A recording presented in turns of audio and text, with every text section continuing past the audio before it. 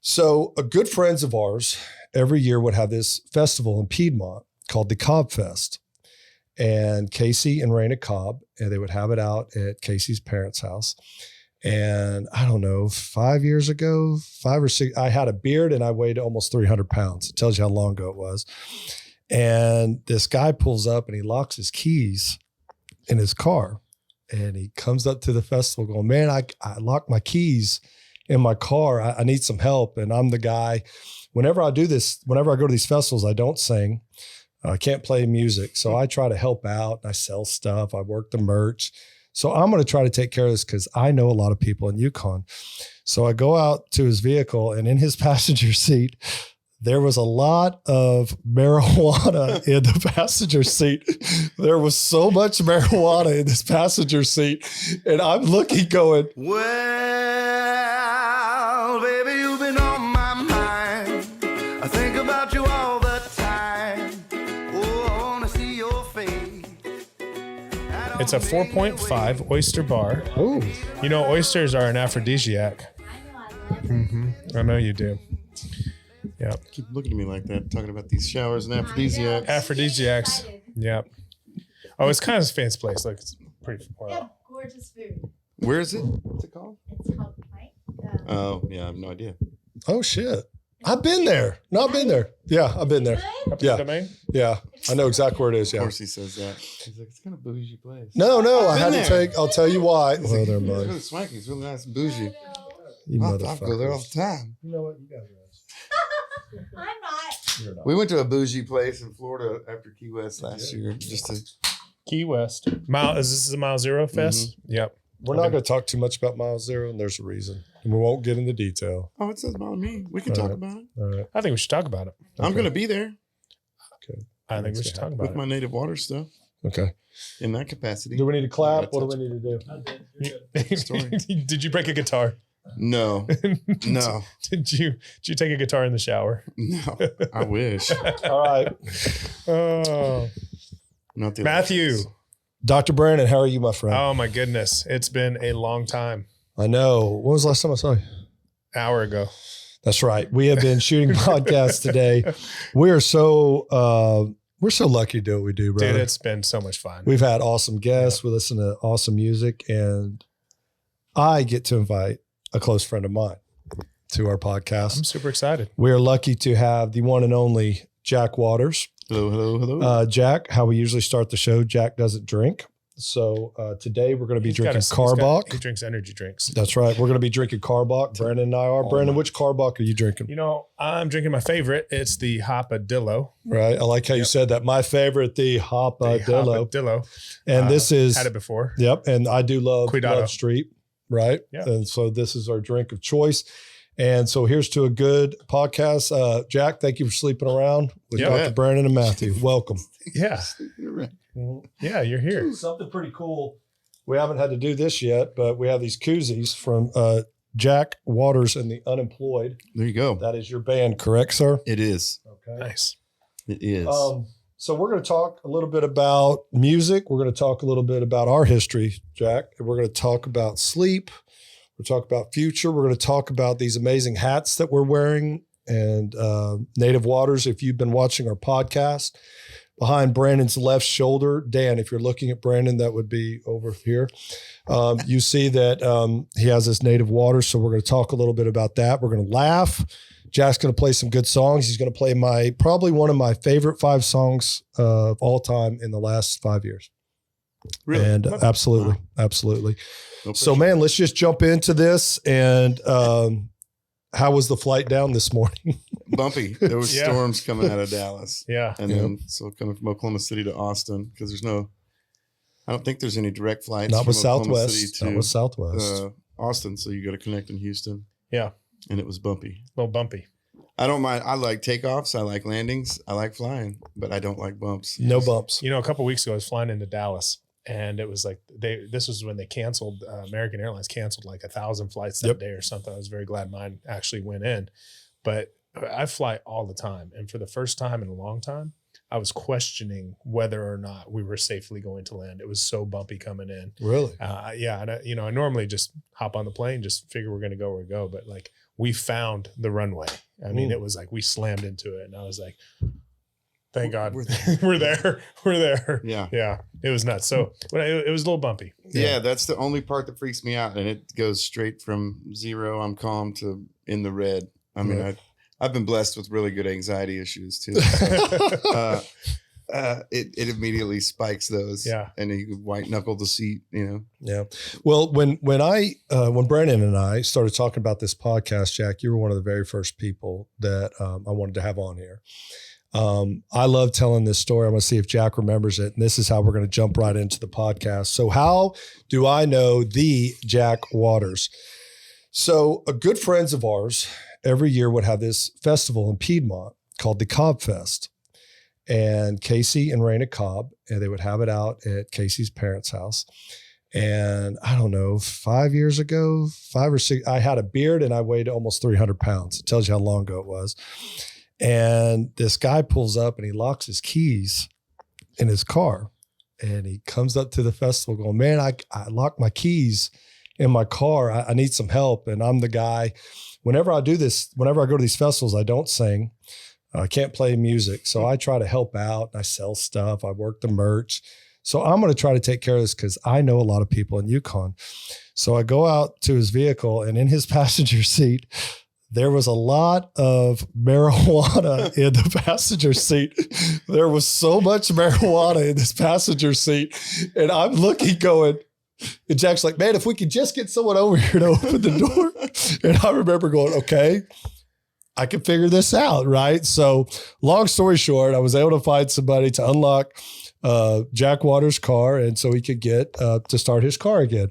But that's how I met you, brother. Well, Did you know left that? out one small detail as to why that was funny, that was in the front seat. Why? Go ahead. Tell the story. People, there was such a big party, and they would do that party every year, and people just loved to be there, and had just started parking everywhere throughout this neighborhood. And the cops had showed up to kind of say, hey, what's going on with parking? We need to move a couple cars, just making sure everything's cool.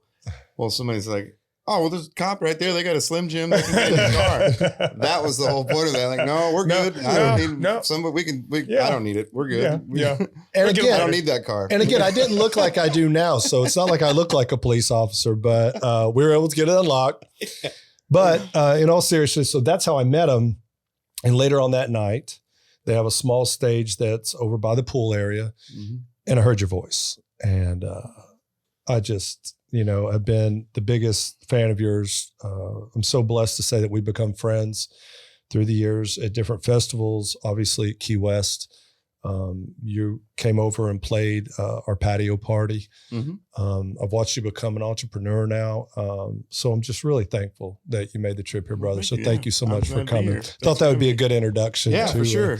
To how, and I'm sure you're going to tell everybody how you met me, right? Right. Yeah. Right. It was a strip club, well, male strip club where I used to work. I didn't realize we met in 96. Yeah. I was really embarrassed. He didn't have all the hair. Oh, I was only 15 in 96.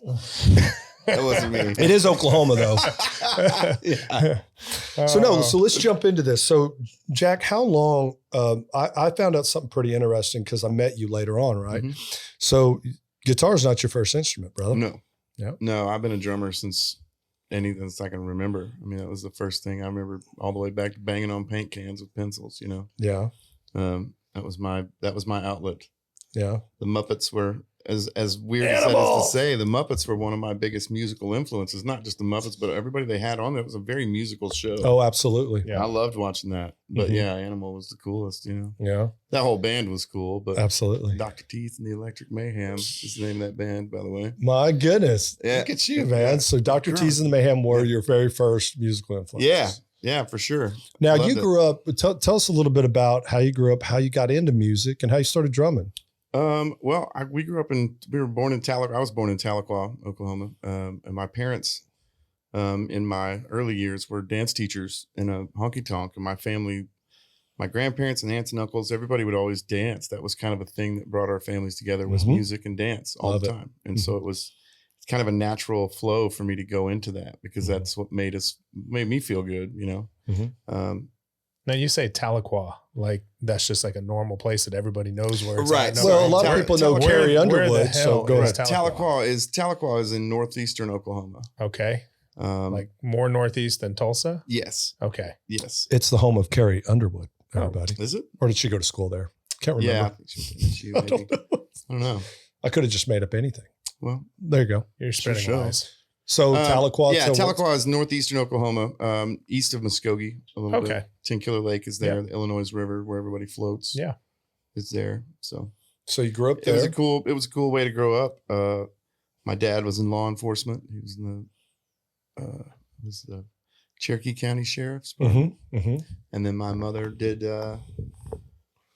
parole. You know, she was a probation officer back in the 80s. No way. Yeah, so that's what they did. But on the weekends and all that, we were always around music. Or like I said, our families would just, that was kind of the one thing they would do. They would go dance. They would go to different towns, to the dance halls, and see bands. And I had a cousin that was in a band that was probably 10 years older than me, 15 years older than me. That was a different generational cousin, but he played music and had quite a bit of success, you know. And so Wow.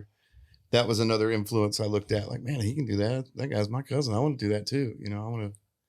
And So I've how just always old- been drawn to it. Yeah. So how old were you when you really started playing in a band? Was it a high school thing? Did you mess No, around? junior high, you know, Okay. Wow. seventh, eighth grade. We had friends. I had friends that were taking guitar lessons, and I had been playing drums I'd already had a drum set for a couple of years by that point. So I was already I had a established base of skills that these guys were, I'm learning some songs. And it's like, well, I can play the drums to that song, so we should be in a band together, you know? Yeah. It was funny. It was the most, you know, these kids that were just randos, you know, they were totally random, wouldn't be walking down the street together normally. But then since they all took a music lesson somewhere, they're like, well, we could all do that. Let's do that. You know, That's So cool, man. we did that, and it was just it. I've always been hooked on it. I've never stopped. Anywhere I've moved, any town, we sought out music. And So your first paying gig, were you middle school?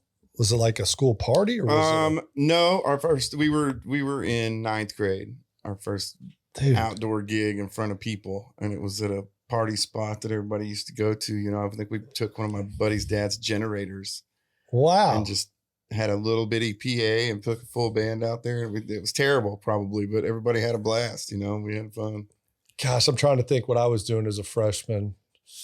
I dang sure wasn't playing music. in Yeah. front of Right. people. Well, and you know, we were just goofing, but to look back at it now, it was like, man, that was crazy. That was a gig, you know. But we were just thought it was just funny that we could do that. Now, did this same band stay together all through high school, or did y'all have the whole, Well, we behind ended the up- music? That was when I went to. That was when I went to a different school, and then I changed another school and All right. went back to public school. Uh-oh. Are we calling it public school? What are we saying? Yeah, I had, you know, school wasn't my thing. I tried a couple out before I found what I could get through. That's You okay. know, school's not for everybody. That's right. That's right. It was a weird time in life. Okay. You know, we were talking about this the other day. School, I think, especially nowadays, we see so many kids in school. And you know, my son struggles a little bit at school. Mhm. And I think that especially boys, Mhm. I think some boys, like schools, just the way they force everybody into one way of doing things, it's not for everybody, I think. In a prior life, I was a therapist, and I worked with first-time offenders and kids who would basically need to go to prison but were too young. They would ship them out of Dallas over to Hawkins, Texas. And I learned a valuable lesson there. I was a counselor out there that would work in the woods 24 hours a day, 5 days a week. Yeah. And I learned that school system is a lot like prison. And I never thought about this. You get bused there in the morning, you're there 8 hours a day, stuck with people you don't like, you're stuck in these four walls, you eat the meal, you go to the cafeteria. And now we know, and there's many studies out there, that the way that even I grew up, I was just taught that you have, right after high school, you got to go to college, or you got to do that, you know.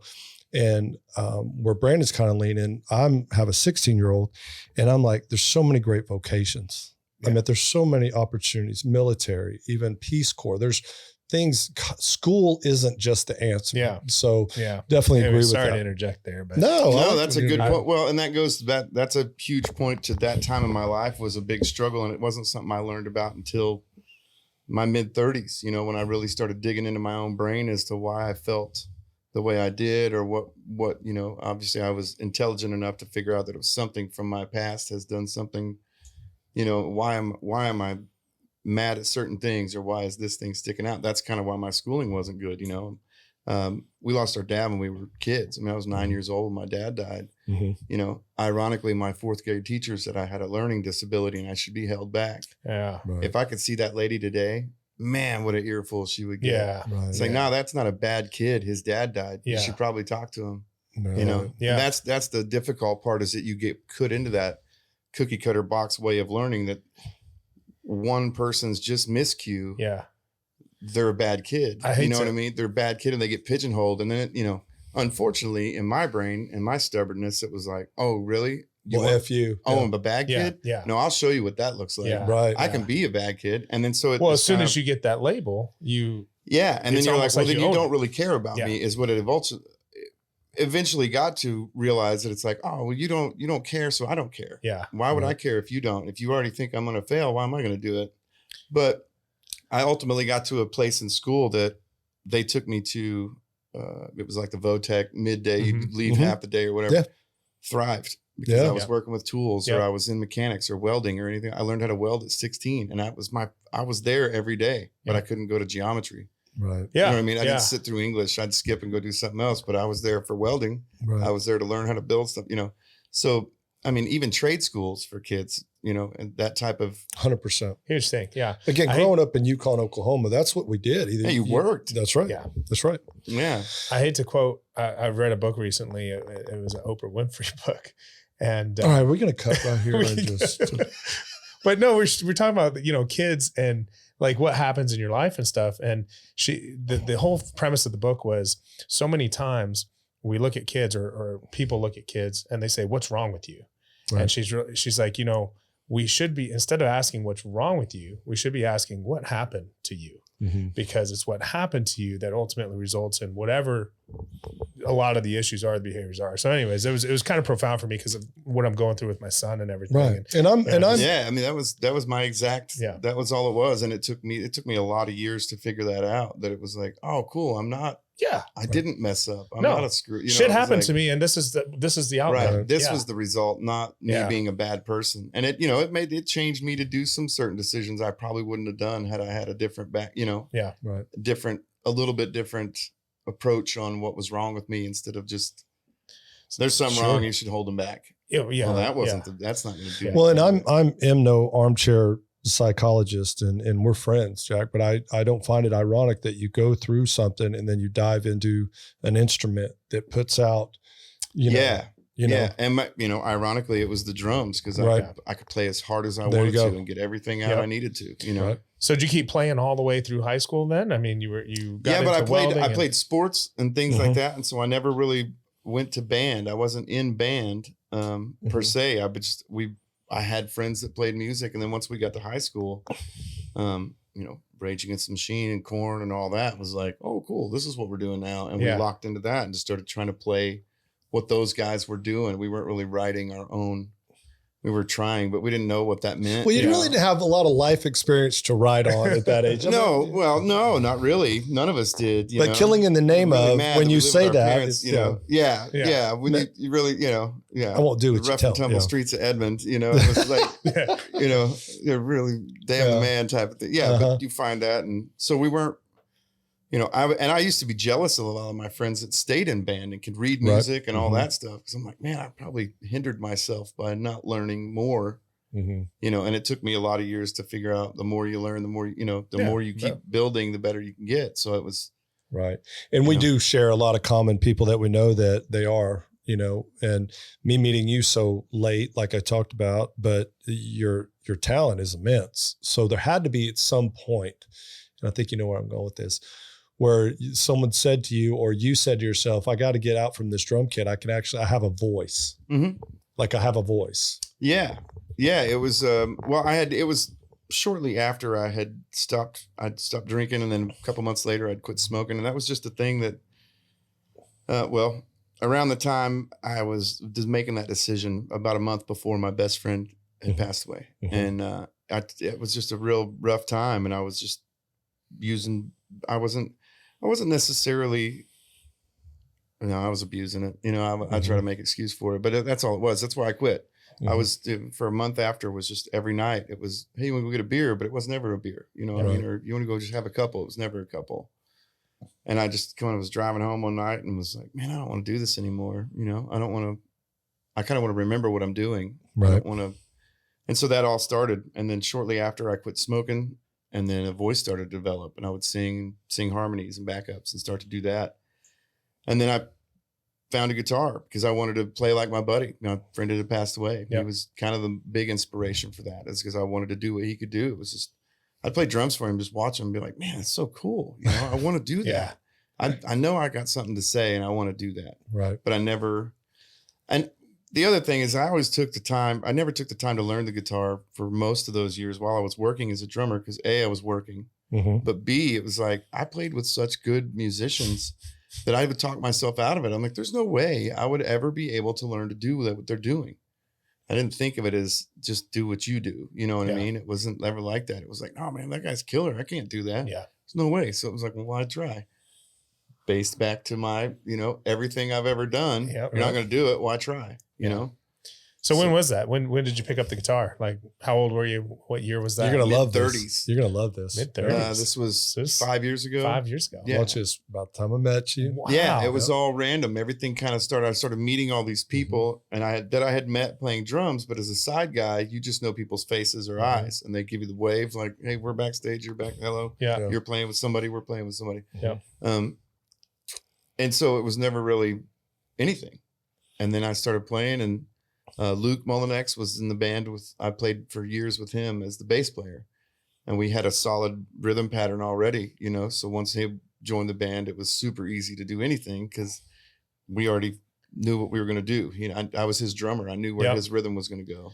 So from the time you finished high school all the way up until then, you were drumming? I've always just played drums. That's it. Did you ever, and side jobs, other jobs, or oh yeah, many as drummers do. Many his eyes, many, many. People are like, man, you got a lot of traits, you know. I like to do a lot of things, but at the same time, well, it's because Brendan, and he's honestly asking that. You know, I know because I grew up in Oklahoma. I know musicians. That's what you do. You gig on the weekends. You have a job. Yeah, you're still working. You're still working. You know, and a lot of people get to the point where they're playing 4 to 5 nights a week. Yep. It's fun. And they're still having a good, like my lead guitar player, Mike Sadowake, he plays, he's killer. One of the best I've ever seen. Like he's killer. Yep. And I love that dude. I love playing with it. It's so much fun, but he'll host a blues night, you know what I mean? And then he'll go play with other people and he'll fill in with this and fill in with that. So he plays 4 or 5 nights a week, whether it's session. He's a session guitar player. Luke's the same way. I do session stuff on drums. I'll go record drums for people. Yeah. So we all still very much work, which is the ironic name of The Unemployed. You know, we all, but you know, a lot of my friends get to that point where they're just songwriters, and that's a cool goal to be able to hit. Is just to get by playing music, but not just get by, like they do well. To actually make especially when you think it's like, wow, you're playing 4 or 5 nights a week, and it's like, wow, there's a lot of weeks, well, you know? It's so weird, you know. So 2 trips ago up to Oklahoma for work, you know, for my company, I got to go up there and visit some old high school friends. And I said, Jack, when you playing? He said, man, I'm playing at the new Omni, and you know, come check me out. You know, I'm like, all right, man, I'll be there. And so I come in town and I'm staying at this really nice hotel, and I go over to this Omni, and Jack's on stage with the full band getting after it. It's fancy Omni. This Omni, guys, this is Oklahoma City. It's sold out. I couldn't even get a room there. Won't talk about it. It was like, it was way too fancy. $14 a beer and $20 for wine, but who's counting? But you were awesome that night. And so what I like and what I'm used to and what I'm getting ready to ask you to do is just your voice and that damn guitar. But seeing you on stage with the full band and just kicking, dude, I hadn't seen that in a while. Yeah.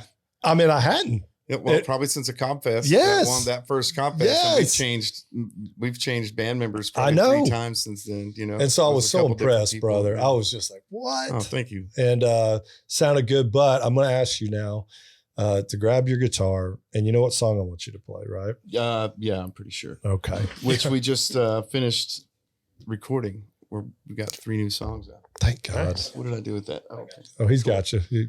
Perfect. So 3 new songs already out, or coming no, out? They'll be released. We're still working on. There's 2 getting finalized right now, mixes. But sweet. This one is ready to be released. We're kind of waiting on some artwork things. That's always fun with that. This is a song called The North Side of Town. Like I said, I lived in Edmond in high school in Oklahoma City, north of Oklahoma City, town north of Oklahoma City. And we were on the north side. And, you know, everybody's got that one, your first love, high school sweetheart, your one you're supposed to be with and all that. And that was, that's what this song's about. I was a very special lady in my life. And Chris Blevins, I kind of got to an emotional block in this song. And I couldn't get past it. And a guy named Chris Blevins from Tulsa, the killer songwriter, singer. You check out the Chris Blevins band. Yep. I said, here, you know, we went to dinner and I said, I want to explain the song. I want to explain why I want to go with it and what I'm trying to do with it. But here's what I've got so far, you know, and Chris was able to just kind of sit right in my head and just keep going, you know, and he kind of took it to the next level. So it's pretty cool. It's called The North Side of Town.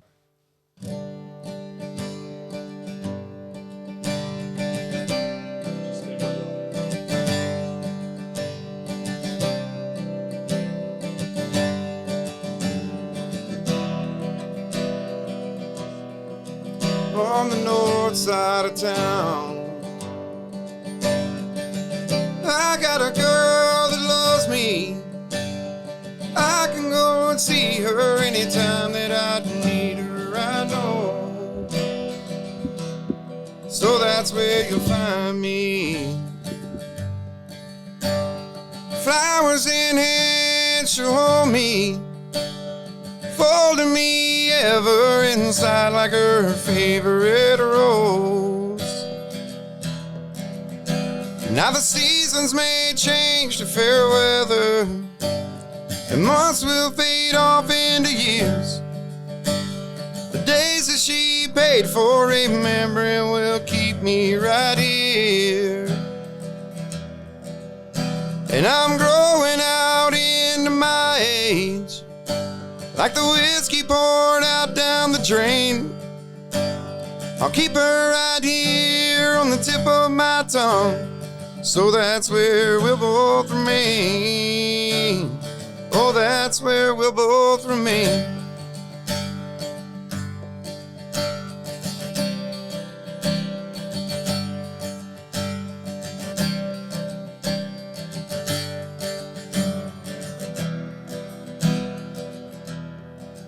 On the north side of town,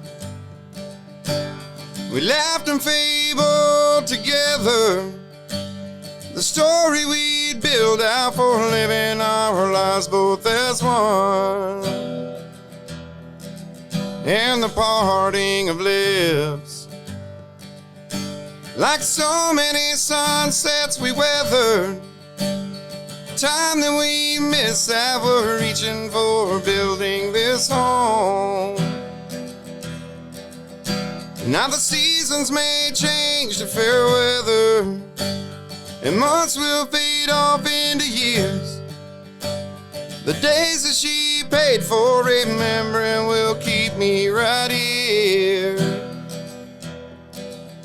And I'm growing out into my age, like the whiskey poured out down the drain. I'll keep her right here on the tip of my tongue, so that's where we'll both remain. Oh, that's where we'll both remain.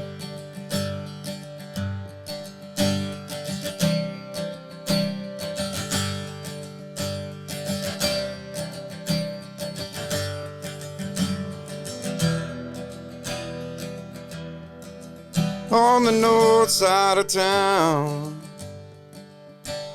well, that's where they thought right to lay her. Like a stone born in memory, I play out her life on repeat. So that's where I travel. Anytime that I get to missing the face that I can't see no more, so I look to my feet.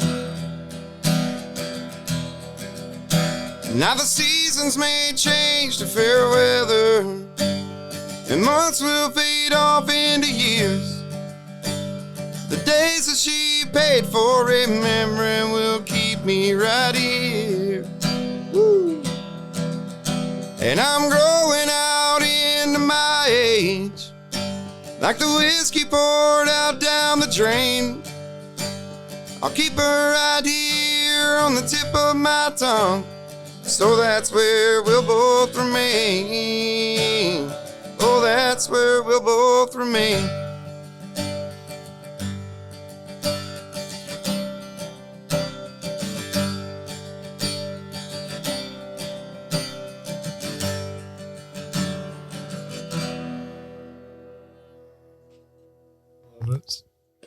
Thank you very much. Very nice. Very My nice. man. Cool. Hey, Edmund? hold on real quick. Keep that guitar out for a second. Okay.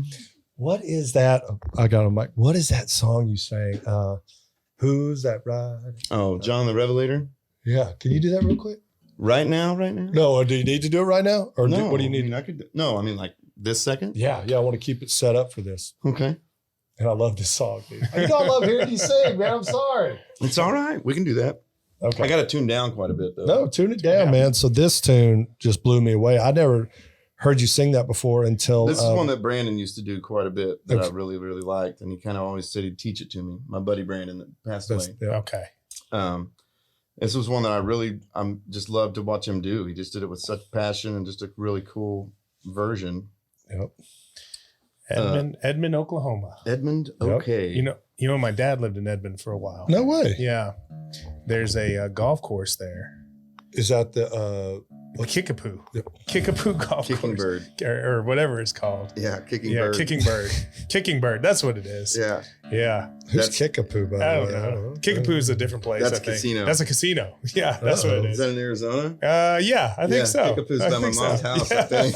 Man, look at this. Yeah. 7 degrees Well, that's of the crazy debauchery. thing. I Yeah. knew what you were talking about. So Kicking Bird, so I go up there one time and we took the clubs, and my buddy and I, my roommate from college, we were in college or we were in dental school. I can't remember.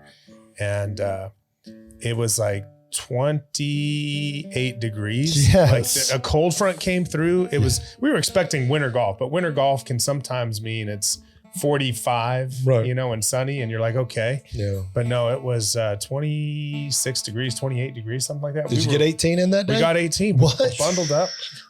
The ponds were frozen over, so the ball Oh, nice. actually hit it into the water, but it bounced off the water and up onto the green. It was the coolest thing. Play it as it lies. Yeah, exactly. Exactly. Way to Play it use as your it lies. hazards. But yeah, that's like Tornado Alley right there. Mm-hmm. Yeah. It's kind of scary. It's a good time. Yeah. Anywhere in that central part. Yep. is Tornado Well, Alley. but lately it's been up central, right? So more that Well, area. I lived in Bethany. Joplin, Missouri. Okay, that's true. Oof. That's And true. was there when Yeah. that big one hit in 2011. Were you really? Is that the Yeah. one that Oh man, didn't that hit that destroyed a lot of stuff. It Piedmont? destroyed Was that the entire reason we did the town. Piedmont? Was that the year it hit? I think so. Yeah. Man, that was a big one. We had a Yeah. bunch of benefits for that. A lot of our friends live in Yeah. Piedmont. Yeah, my dad had to leave Edmond eventually because they kept keying his car. He had a Longhorn license plate, and they don't like the Longhorns there No. very much. No, we don't. Yeah, that's what I found out. Yeah, My I have a dog named goodness. Boomer. You had a dog named Boomer? Yeah. Yeah. I'll never forget my first OU Texas game. Okay. Ever tell you the story?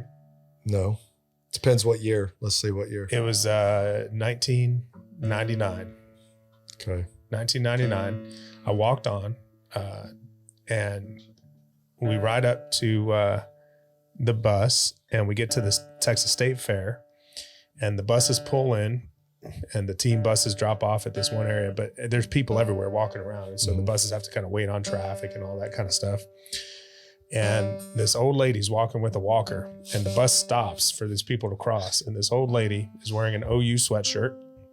And she's walking across the street with her walker, and she looks up and sees that it's the Longhorn team bus. And she's 84 years old at least. Please. She don't. takes her hands off the walker and flips off the bus.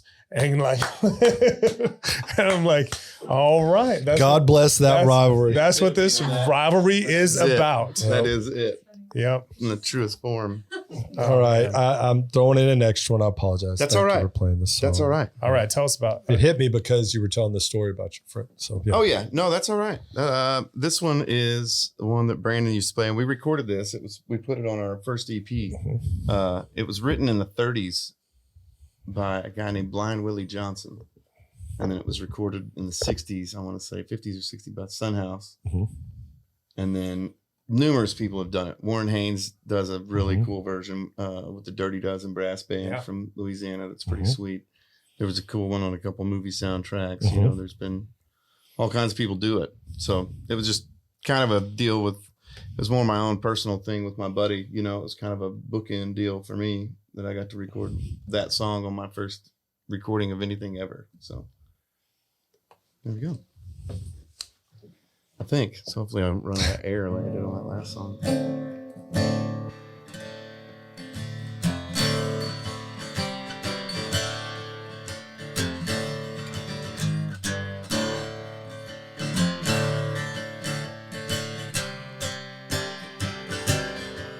Well, tell me who's that riding? John the Revelator. Who's that riding? John the Revelator. Tell me who's that riding? John the Revelator wrote the book on the 7 seals. God came down on the cool of the day, called Adam by his name, but he refused to answer, 'cause he was naked and ashamed. So tell me who's that riding? John the Revelator. Who's that riding? John the Revelator. Tell me who's that riding? John the Revelator wrote the book on the 7 seals.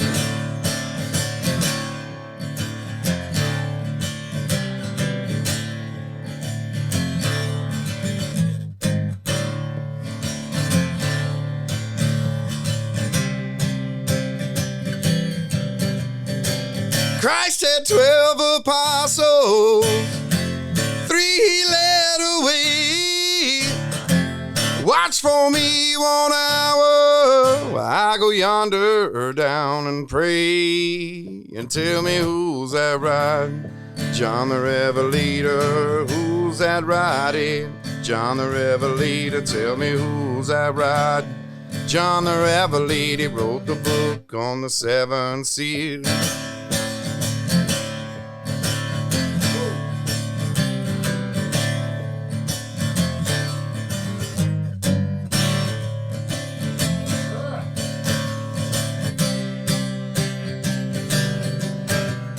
Mary and Margaret, and they were there, and they both heard him say, run, tell my disciples to meet me at Galilee. And tell me who's that riding? John the Revelator. Who's that riding? John the Revelator. Tell me who's that riding? John the Revelator wrote the book on the 7 seals. Who's that riding? John the Revelator. Who's that riding? John the Revelator. Who's that riding? John the Revelator wrote the book on the 7 seals.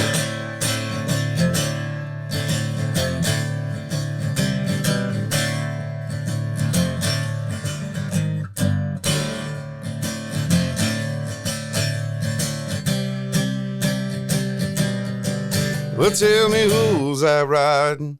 John the Revelator. Who's that riding? John the Revelator. Tell me who's that riding? John the Revelator wrote the book on the 7 seals. Yeah. There we go. Sir. Thank you. I love it, dude. Oh, Word. That's good.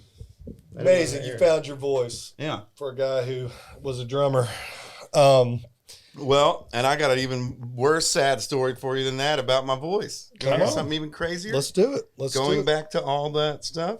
I'd sang my whole life. As a kid, we were in choir and did that stuff, you know, and it wasn't a big deal to me then. But in 7th grade, we transferred. So We lived in Enid for a time too, which is Mhm. northwestern Oklahoma. Mm-hmm. So there was like kindergarten through 6th grade, 7th through 9th, 10th through 12th was high school. Mhm. So Oklahoma City and Edmond was the So, other way. So yep. where high school was 4 years. Yep. So when we went to 7th grade, it was 3 feeder schools. And I played baseball with a bunch of people that went to all the different feeder schools. Right. So all the, cool kids, quote unquote, cool kids that came over from the other schools. Right. Once we all joined up in junior high, we're all in the same class now, and we're in choir class. And this kid that I'd gone to school with, who had a great voice, was a friend of mine, a heck of a singer. The choir teacher wanted to see people's range and classify him as a soprano or whatever. And this kid sang, and my whole group of buddies just started ripping this kid about everything. I mean, just the worst things they could say. And I'm like, well, I'm not going to let them know I can do that. Oh, wow. And she came to me and was like, you ready to? And I was like, no, I don't sing. I play the drums. Thanks. Wow. And they passed over and went on, and I never gave it a second thought. Wow. Until I started singing, and then, delving into stuff later in life and learning about yourself. It's like, holy crap, I remember that day vividly. I could tell you the shirt I had on. I know what shoes I had on because I was looking down at my feet the whole time. Man. And I remember that because somebody was like, how did you never knew you could sing? And I was like, actually I did. Yeah. And I just stopped. It's so kind of flip-flop for Kyle, me, and the group, right? We were all jocks and stuff. And when we moved to 7th grade, all the feeder schools in Yukon came in, and we were recruited by Miss Hart and by Mr. Neighbors. And they said, we need athletes to come in and do this. And they came to Kyle and I and some other guys who played sports and said, man, we really want you guys to sing. And man, it was like the opposite. It was like, so we started recruiting people in choir, and that's how we got. I didn't say I had the best friends. I say they were good buddies. But no, it's just funny how it's just, because believe me, out of all of my friends, I'm the worst singer. But it was cool that everybody was more supportive. Yeah, and I always found that weird. I always found, when I would find places that had music support, it was like, wow, we didn't, wow, cool. Yeah. That's pretty awesome. So it was, it kind of goes back to all that stuff and a confidence thing and all that type of issue. It's really weird how it's all circular, but you don't figure it out it took me figuring it out on my own, and actually going and researching and digging. But well, I tell you what, obviously you can sing. You have an amazing voice, brother. Thank you. Yeah. I'm excited. So Brennan and I are wearing these hats. Obviously, I wore my shirt. Since we had the podcast, I've been repping you over there at Native Waters. I've got to hear about this. Last year at Key West, you had a big tent up. Obviously, I want to be as supportive as possible. Talk to us about this. How did it come up? What do you do? Everything about it, brother. I love it. Well, I enjoy. I've done screen printing and embroidery for a long time as a career, and I've owned my own company now for about 5 years, 4 or 5 years, and I've always liked clothes and just designing stuff and art and all that, and I kind of put the two together, and I don't see a need for you to have to pay the prices you do to get a sunproof fishing shirt. So I was like, well, but I could probably do one for cheaper and do some cool logos and stuff like that. My dad was a professional fisherman when I was a kid, growing up in Tahlequah. We lived right there on the lake. So it was, we were, hunting and fishing. And I was born in the Native hospital there in Tahlequah. So my dad's side of the family, and that is predominantly Native American. So that was a big part of my life too, especially once my dad died. I wanted to learn as much as I could because there was no one there to really tell me, except for my aunts and uncles, obviously. But so I did a lot of, I've always been into that side of my heritage and been, into my, just where I came from, basically on a solo mission to just figure everything out, where did I come from, why I do the things I do. And it's kind of how everything is. And it was during COVID, the very beginning of COVID, when nobody could really go anywhere. You could be outside, but you couldn't really do anything. I was fishing, and I was just, messing around. I had on a shirt that had a logo on the sleeve and was fishing, was kind of in my own world. It happened to be Father's Day, I think. That's the irony of it. I was fishing on Father's Day because I didn't know I usually don't know what else to do that day, and it's rather than be gloomy and all that. I was like, man, I'll do something fun. So I went and bought a real nice bass rod, and I was like, man, I've got a good combo in a while. I did, and I was out there fishing, and something hit me. It was like, man, this shirt's not very good. Like I paid $65 for the shirt, and the label's coming off.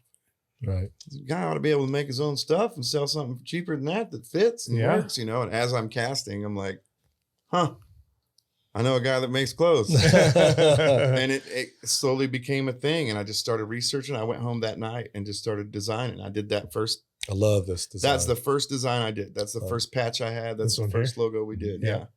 And that one's because it's, we do fishing shirts and we do stuff like that, but it's really, it's an adventure company in the true form of the word, is that we do everything. We do stuff for hiking, backpacking, camping, kayaking, fishing, hunting.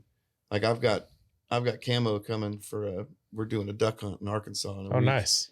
And I've got some really cool Native Waters camo shirts that we've just come out with. Now is it all clothing, or have you branched out into equipment? We have, other types of it's things funny as well? you say that. I have some what a sunglasses segue. here. Yes, that was very nice, sir.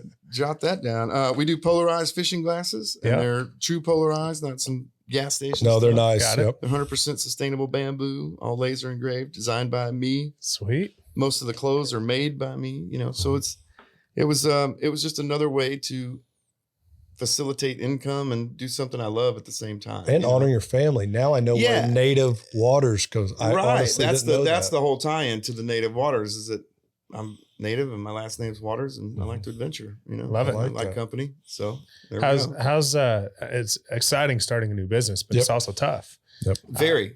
So I've learned a lot. You're I'm trial by fire kind of learner. a year and a half into this now, or almost 2 2 years. years. Almost 2 years. Yeah. And it's been great. It's been really fun. I'm learning a lot. It's been stressful, but at the same time, it's worth it. Is it all online? You have a storefront? We don't have a storefront. Okay. Most of it's online or our Instagram. Okay. And our website has a store. But we do a lot of music festivals. Okay. We were, like he was saying, we were at Mile Zero Fest last year. We'll be there again. We'll in January. Yeah. We're doing Calf Fry, for instance, in Oklahoma, which is in Stillwater. Okay. Tumbleweed is a really awesome festival. Just bigger. We were just in Tahlequah. Yep. They did one, Diamond Stone. So, just set up the booth. So we do that, but it also ties in because I am a musician. We do a lot of festivals. Yeah. That way I'm kind of stay around the whole. It's like you can do two jobs at the same time. It loops itself all into one thing. I love it. So, that's like dentistry and sleep. We can do two jobs at the same time. And it's funny. I think it's awesome that you're also honoring, Yeah, my family's a big part of my life. I mean, it's that's a big thing. And like I said, being that we, it was, I think November 2nd was 31 years. That my dad's been gone. It was unbelievable. It's hard to believe, but it's still very a big part of my life. That's where I came from. That's legitimately where I came from. So I just enjoy researching, and I love my family. That's pretty much all we got. How's business going? Has it been, obviously good. We got a great response. People really like the stuff. They like that it's quality stuff too. Yeah. Our merchandise, the shirts, everything's quality, the hats, the coats, everything.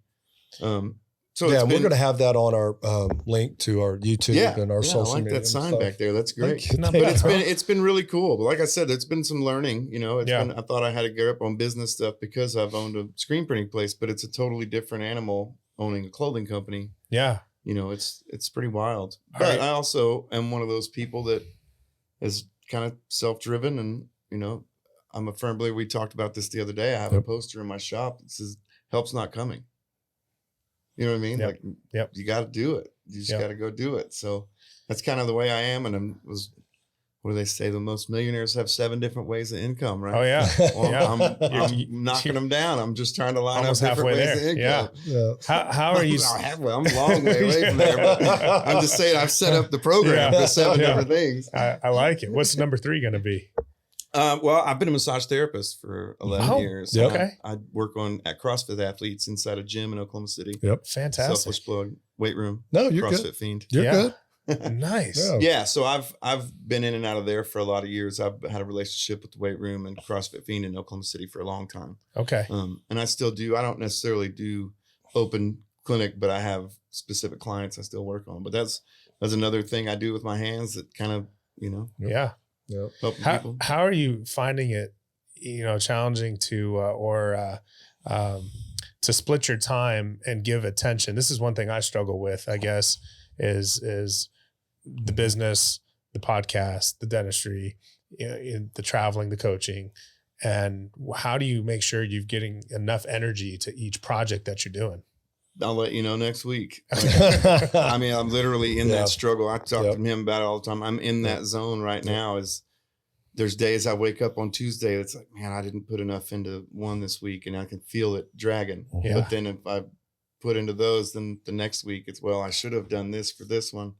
So it's just kind of it's a toss up all the time. Getting help is a lot of it. Yeah.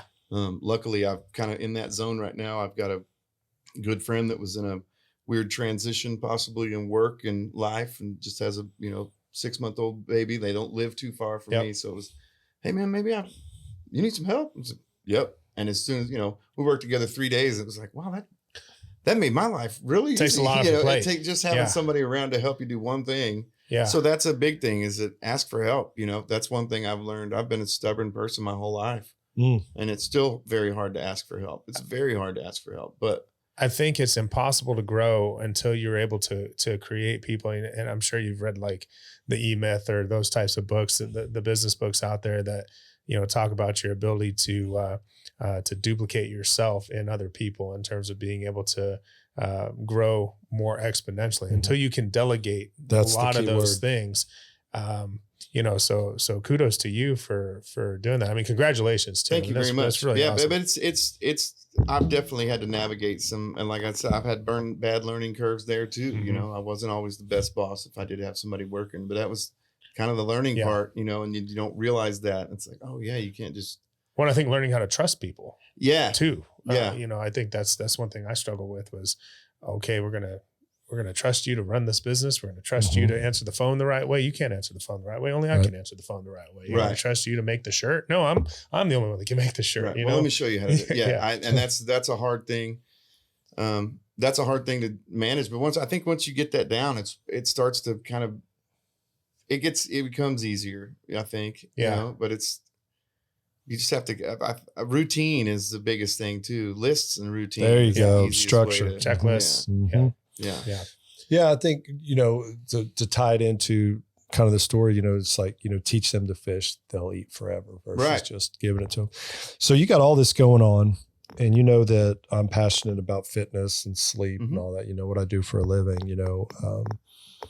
we've been friends long enough. When I ask you about sleep, like if I just said, man, how are you sleeping? Terrible. Talk to me. I don't sleep.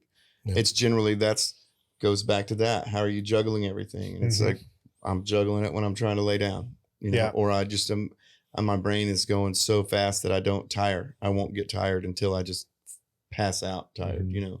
or be sitting on the couch, then all of a sudden wake up and it's like, wow, my neck hurts Yeah. Yeah. or something like that. So it's just with the, all the stuff I put on myself, but then just normal anxieties of life and Yeah. stressors and things like that. Just bought a home. Yeah. Yeah. Yeah. So I'm a year into home ownership. Can we talk about the anxiety? Yeah. I'm down with that. I'll talk about anything. Yeah. What is I'm that? an open book. What does that stem from, do you think? My mother, I'm just joking. No, I'm just joking.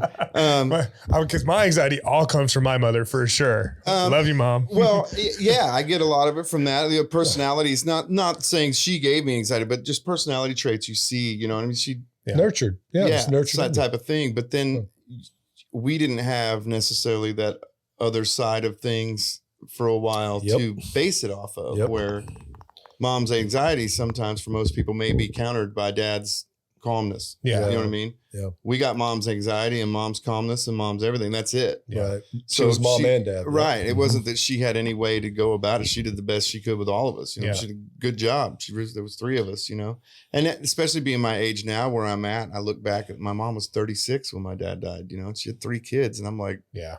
Holy Yeah. cow. what? Yeah. Yeah. I think about, I'm trying to make sure I fed the dog and watered the plant and my business is doing right. You know what I Yeah, mean? So yeah.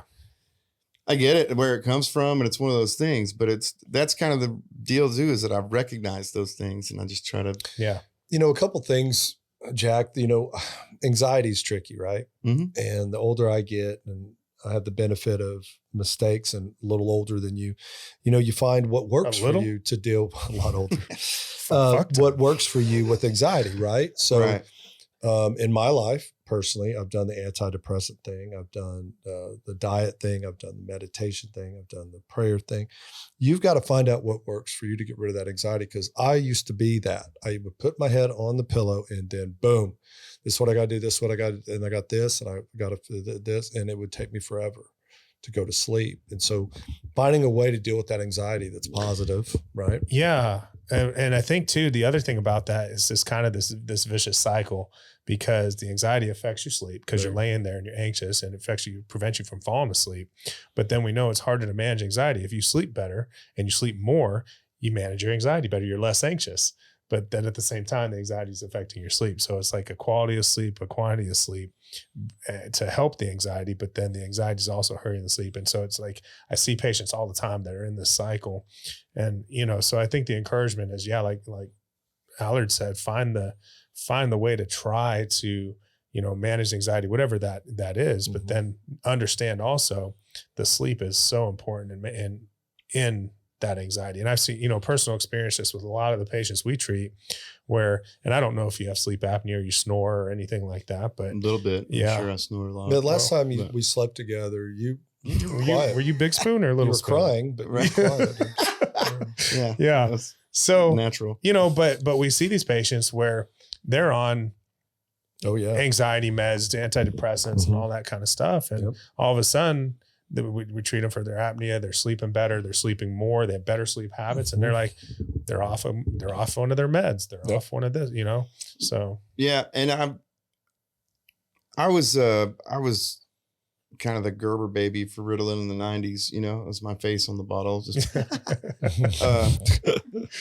but that was the So the Ritalin, thing, Dan, that- Ritalin that was a medicine, That was and that Gerber- time, and about that time when my dad had passed and all that stuff, and they couldn't figure out what was wrong with me. Yeah. That I was just here's some Ritalin. That's Yeah. what it is. Yeah. Well, my mid 30s, flash forward, and I'm now seeing a family therapist about some things to work out in my Sure. brain, and she's like, "Anybody ever diagnose you with anxiety? Instead of that, Yeah. they ever try to give you anxiety medicine?" I'm like, "Nope." Yeah. She was like, "I honestly don't think you had that much of an ADD problem. Yeah. I'm pretty sure you Yeah. had severe anxiety, which then drove your ADD nuts." Sure. Which Well, they is, trigger. Yeah. Right. They trigger each other. And it's Yeah. like, well, to keep me from being anxious, I'm going to go do something else. Yeah. And that's generally the way everything happens. Yeah. That's in my life anyway. That's kind of how it's gone. There's so many parallels to my son. I hate to keep bringing up my son, but we just have been, through a lot of these medications with him and seeing him kind of go through these different things. And he's 10 years old. And it's like, what, which way does this go? And is it really this or is it really that? And I don't know. Yeah. It's a weird road to navigate. Yeah. It's a very weird road to navigate. And and the bad thing is the kid has no idea. No. Not the bad thing, but they don't know enough to tell you, "Hey, this Yeah. is the response I'm getting," or anything like that. Yeah. Right. So I was just like, "Well, all right, I got ADD. Cool, let's do it. Yeah. Right. Whatever we need to take." But I didn't like that. I could physically feel the difference in what it would do to me, and it was just like Yeah. like they wiped the slate, and I was Yeah. okay, Yeah. and it was just almost a drone. Yeah. And I didn't like that. No. It takes away your whole personality. Yeah. And I saw that too. And you see that it's like, well, we don't want to be a zombie. We want to, Yeah. And so I've always kind of been against taking anything for it. But sometimes in life, it gets to the point where I'm like, hey, man, I'm going to need something. Yep. Because it's just, I don't know what to do at this point, Right. And And we've luckily been I've there. been- Yeah. yeah. I you mean, I get- think. you get to those places. But Well- I've done some exterior. Yep. I do some exterior experiments, you know what I mean? To do other things. I've done and read a lot of the research that they do with psychedelics, Yeah. for instance, Mhm. on anxiety, depression, all that stuff. Mhm. And am a firm believer that it helps. Oh yeah. And I mean, Well, and we're just on the cusp of, I'm with you. I read a lot about psychedelics. Obviously, you know how I feel about marijuana. But the psychedelics, even in Washington State now, they're making it legal for psychiatrists and doctors to prescribe psychedelics out there with mushrooms. Yeah, and they've done a lot of research on it with PTSD and all that stuff just to help out. And just the benefit of the effects of those things and how the gap when people don't see symptoms is incredible for something that's a fungus. You know what I mean? It's just growing, you know? Right. So it's... Well, kudos to you. Well, first of all, thank you for sharing a lot of personal stuff. I think that talking about the therapy aspect, because of my background and you know me, I always think there's nothing wrong with having someone to go to talk to. Right. Having someone that's non-biased that you can go to. And to our viewers out there, I think that we're getting to the point now in 2021 where it's not so much a stigma, but I think it's the healthiest thing that you can do for a single man, right? And you don't have that partner. But even if you are married or you have somebody, to go to somebody where you can kind of unload and kind of unpack where this is happening from. I just have so much respect for people that do that. So I appreciate you sharing that. Yeah. It's made me want to do other things like that. Sure. It's not necessarily, I have to do that appointment as often as I was, but then I get into meditation, or then I've recently got into journaling. You know, I was I think I was reading that McConaughey book. Were you not reading the same Oprah book? No, it definitely wasn't that one. But it was. Yeah, Green Light is amazing. Texas is that? I was reading the Matthew McConaughey book. Green Light is an amazing book. It's a cool book. It's an amazing book. He talks about how journaling helped. And he always journaled. And it was on. I mean, it was to the point where I was going to. They've got some books in the bookstore that are like how to journal. Yeah. You know what I mean? And if you don't know how or where to start or what to do, they have a journal that's lined up with that so you can start. So back in our day, they called it a library. Remember, Dan? We talked about this one podcast. The library was a bit. Yeah. Good for you. I was all right. And we keep referencing books here, but there's a book called High Performance Habits by Brendan Burchard. And he's a big fan of journaling and has a workbook that's like you can just break it open every morning and you kind of go through, and that's like a good routine for me. Now it's like I just do it mentally. You do that too. I got Jenny doing it too, and she's loving it. But yeah, I think a lot of that stuff is really, really cool. And I think also what that drives you to do when you start journaling and you're writing stuff down, it drives you to kind of focus on, you know, goals and future goals and things like that. And you start kind of planning out what's next. So yeah. It's been cool. I've really, you know, and it's even helped, you know, songwriting. It's like, hello. So where's the goals for the music career? Where are you headed now? Like, what's the plan for the next few years? You got an idea of where you want to be? I was an athlete for a lot of years, and I was very competitive. One of those people, you know, and I'm a driven person. I want to go. I want to take it as far as I can. That's the goal. Yeah. With everything, to succeed as far as I can with my businesses, with everything, you know. And I've always been a big, that's how I introduced you. I think having you on this podcast is going to do tremendous. I just think the more exposure we get, Jack, out there, seeing your full band, again, to me, that was pretty darn impressive. They're pretty good. Oh, yeah, I'm they're a pretty real lucky good. guy, man. I've got some dudes around me that are pretty, you got some dudes. You got some dudes. Pretty fun to watch. It's fun to be a part How would you of. feel about playing another song for us? Probably an original. I can do that. I'd love to hear you play another song, brother. I got to tune again. You can tune. That's all we got plenty of time. Actually, talking about dudes, I'll play you a girl song. I like a girl song. What we're going to do? Drums for a gal named Carter Sampson in Oklahoma City. Yeah. She's from the Luther area now. What we're going to do, I'll just kind of give you a heads up. We'll do this song, and how we end the podcast is we'll do another cheers, brother. But man, I appreciate you. He's looking for his phone. Put it behind your left side. Cheers now and end on the song. I love it. We can do however you want, Dan. That works for me. Just kidding. However you want to do it. All right. Jack, thank you for sleeping around. Yep. Thank you. Yeah, that's good.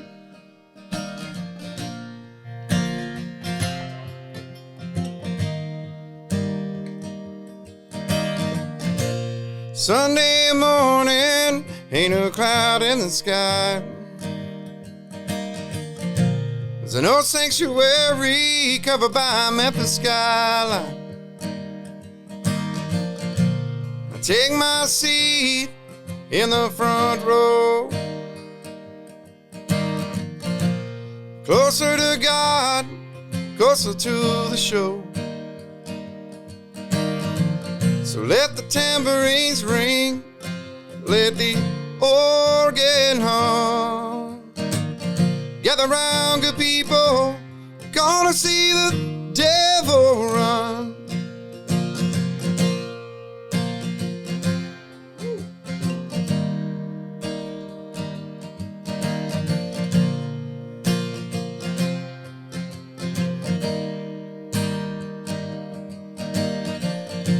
And the best church hats and the bright colored suits. A man with a microphone, well, he gives them their cue. They run to the front with their hands in the air. He waves a white towel and they dance like they don't care. They don't care, yeah. So let the tambourines ring, let the organ hum. Gather round, good people, gonna see the devil run. Let your body dance and let your heart give up. Gather round, good people, gonna see the devil run.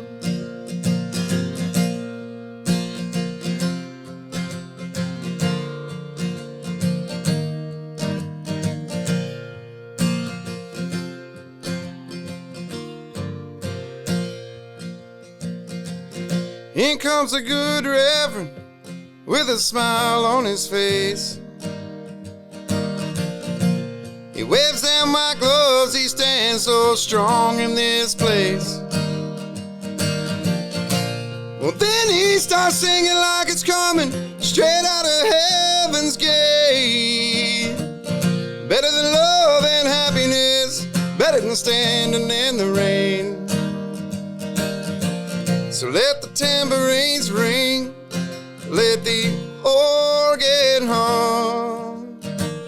Gather round, good people, gonna see the devil run. Let your body dance, and let your heart give up. Gather round, good people, gonna see the devil run. Gather round, good people, gonna see the devil run. Gather round, good people, gonna see the devil run. Woo! Love you, brother. Thank you. Love you too, man. Appreciate it, guys. Appreciate it. Really good. Sweet. When the sun goes down and the moon is high, we'll be chasing stars to the morning light. cool. Come Yeah, on, yeah, fly with me. This is awesome. Take a ride with me. Yeah. And it feels That's killer. so